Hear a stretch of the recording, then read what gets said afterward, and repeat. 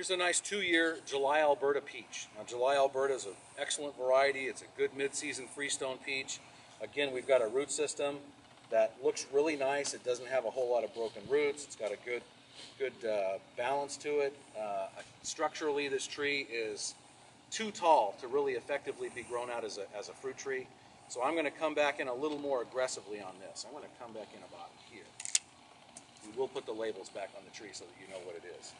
I want to make sure that we get a fair amount of early growth out of this. And one of the problems that you can see with peaches and nectarines especially is they have a tendency to for the limbs to die back considerably. So if you don't prune peaches and nectarines a little bit more aggressively than you would normally like to see under retail conditions, oftentimes you'll lose the tree or get a substantial amount of top dieback. And that even sets the tree back further. So by leaving the tree big and lanky, it actually slows it down a lot more than by doing a nice aggressive early season pruning on it. So on your peaches and nectarines and almonds, as soon as you get them in, give them a nice aggressive pruning, and your first flush of growth will be nice and clean and vigorous, and you'll have a beautiful looking tree right away.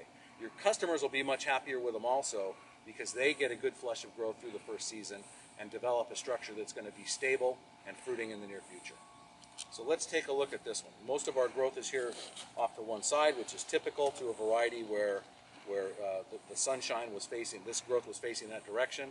So all I really want to do is give ourselves a balance. I want to look for the outward growing buds, cut these back to about 12 to 14 inches so that no variety or no branch is allowed to dominate.